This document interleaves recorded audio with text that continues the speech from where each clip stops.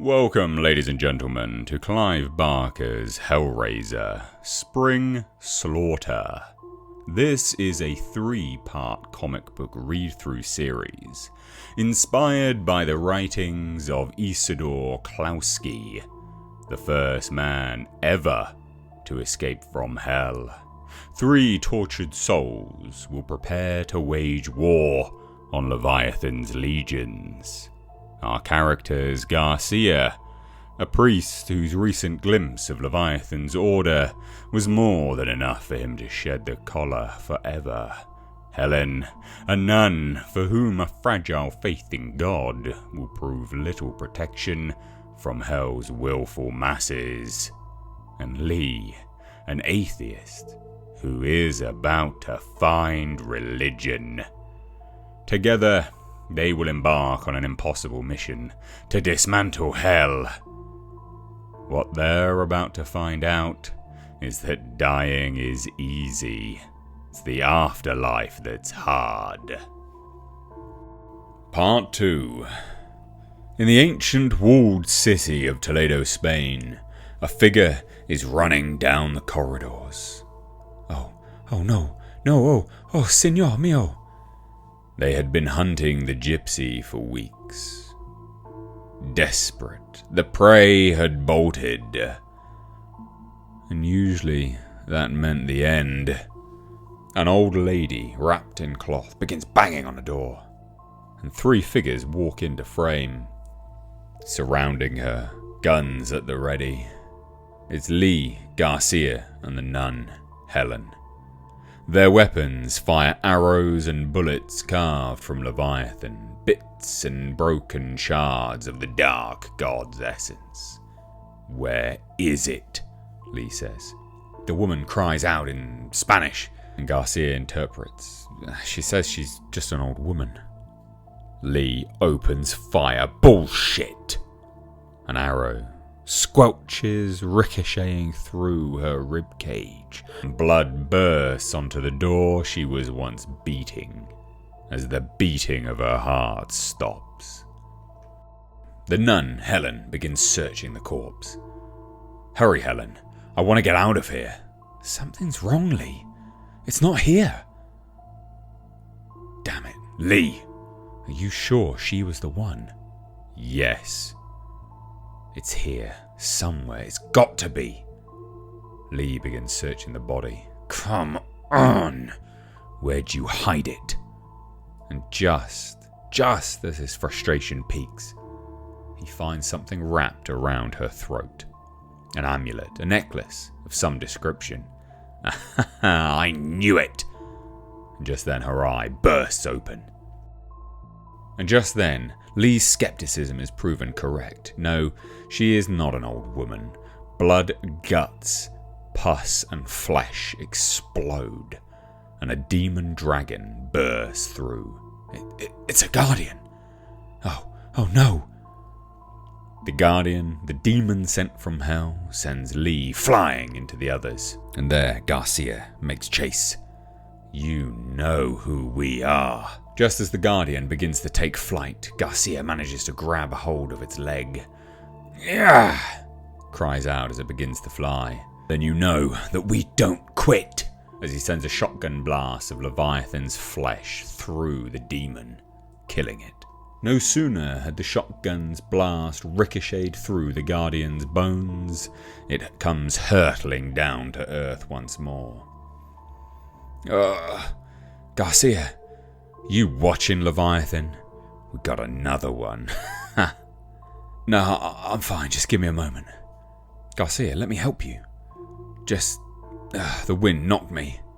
Garcia stumbles to the floor, but Helen is there, grabs him, picks him up, and the 3 make it off into the night. There is no hope in hell. There is no love, only pain. Those who manage to escape, to find their way out of that empty pit, often discover that the meat hooks, the razors, the darkness of Leviathan's world has destroyed more than just their flesh. And a woman speaks. They say scars show us the map of our lives, markers of where we've been. She is accompanied by a man on a bed, and he speaks, he replies. Not many people would want to follow this map. I would, she says. Why? Don't you think it's strange that we never talk about it? About our lives before? About what happened? I killed my first man when I was 14. A general. He came to town where I lived. He did not leave. Why? He was leading his army against his own people. I had lost 6 brothers to that war. I was full of hate. I had a gun. We pan out and we realise it's Garcia and Helen. I spent 6 years on the run, hiding, killing, but eventually I believe that the prison itself was the puzzle's guardian, and it simply passed from one damned soul to the next.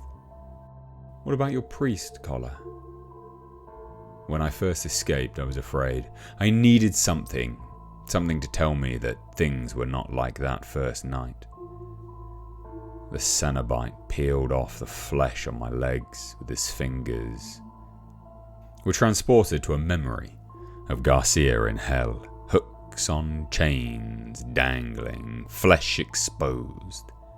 He tore it off in chunks like an orange rind. When he left, I kept thinking, oh God, I'm gonna bleed to death. All night I spent trying to bandage my legs. Do you see how insane, how ludicrous that was? No, it's not like that, Garcia. You know it's different now. You know it because you're not alone anymore. Their plan is a simple one. To hunt the Guardians, to steal the puzzles, the keys to hell, and to destroy them. Lee destroyed one by accident with a laser. He knows it can be done. He works all day, often into the night. He knows he is close. Before the Toledo trip, Helen and Garcia would be waiting for him when he came up from the cellar. They would ask about his progress together. They would talk about the plan, about other puzzles or new weapons. But now things were different. A blossoming romance between those that have escaped hell. A burned down church and Garcia kicks the door in. How terrible. Must have been a fire. It's funny. A phony priest and a fallen nun. I suppose we belong here. Fallen nun? Okay, well, here goes. When I was still at the convent, I fell in love. A new priest at our parish. I guess I'm a sucker for a man in black and white collar. Anyway, he disappeared, but left me the puzzle. I really thought if I could solve it, he would come back.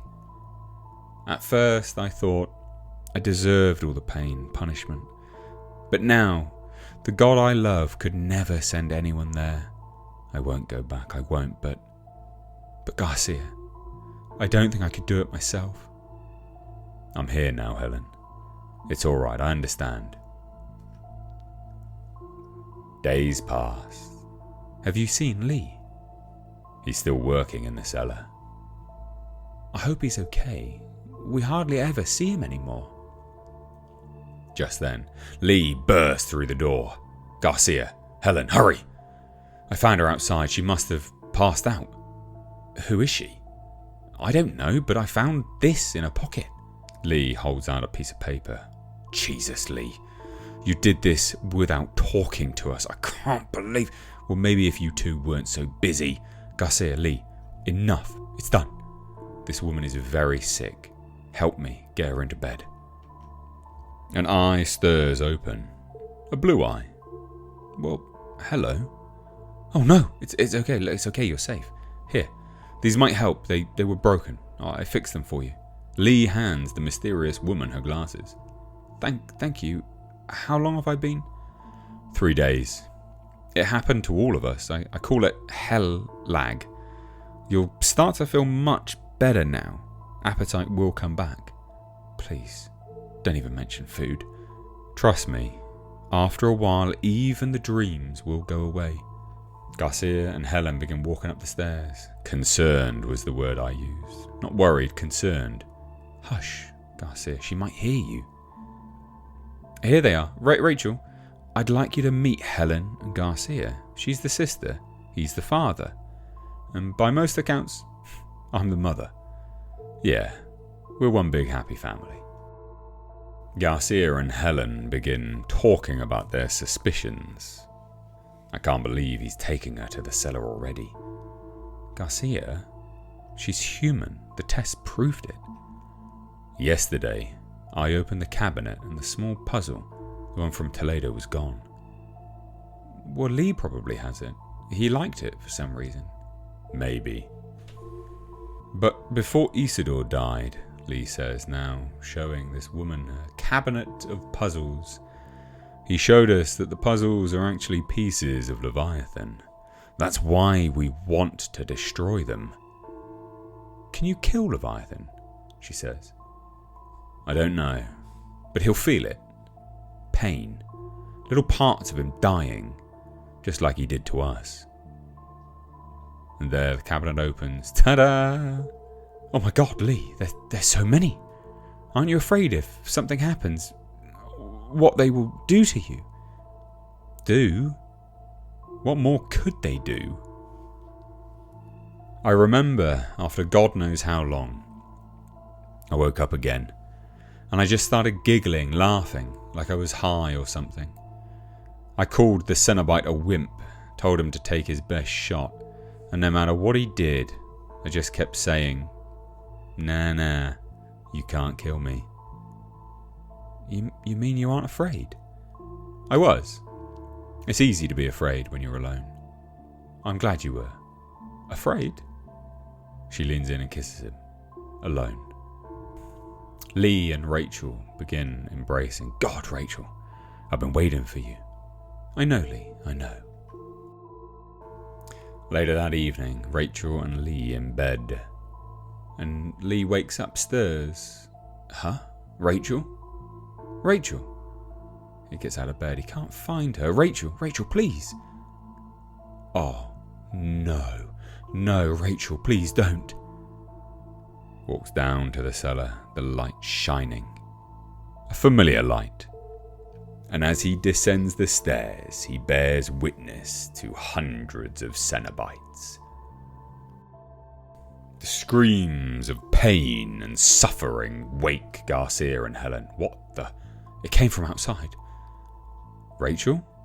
Dear God. Come on, Garcia says, racing out of the house. The woods.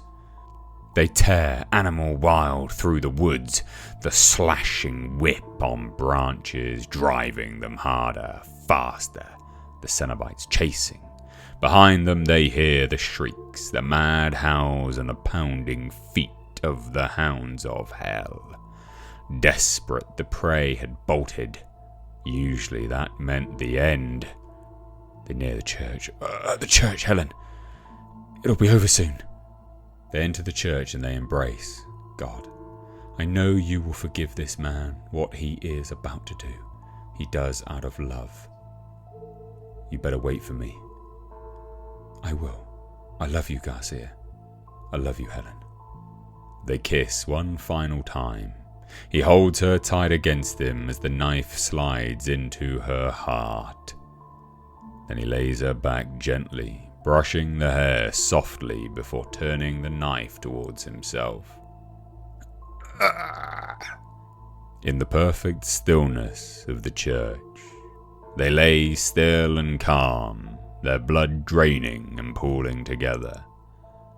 And then they wake up. What is this? Rachel laughs, holding a box. I thought you might come here. Just as she says that, she summons the cenobites and they burst through, sending their whips and chains and hooks darting. And one stands next to her. Ah, love. Parting is such sweet, delicious sorrow. Still holding on to one another, Helen and Garcia strung up. No, Garcia, don't leave me. Don't let go, please. Hold me. And they're ripped apart. And a passing word from Garcia as he's sent flying away. I'll find you. The church empty, just for a moment, save for Rachel and the cenobite. Another figure bursts through. Hey, what's this? Get out of my way. We had a deal. Our deal included all 4 of them. Isidor Klauski is dead. I know. Pity. But a deal is a deal. And just then, Rachel, believing she could make a deal with hell and succeed and blossom and grow and live, is sent back to hell. And here we see Lee in hell. A cenobite working its charm hurts like a bitch, don't it? You can spit now, his teeth pulled. Let's try something else, shall we? Don't have much time. You wouldn't believe the list waiting for their turn with you. You're a regular celebrity. Lee reaches out to grab the knife blade. Gets up. Hey, stop it. I don't want you to open your stomach yet. He says, kneeling down. You can't kill me. And Lee, holding up the amulet they found in Toledo, Spain. Oh no, a key. Poof. Gone. Burst of smoke. Lee vanished and escaped from hell once more.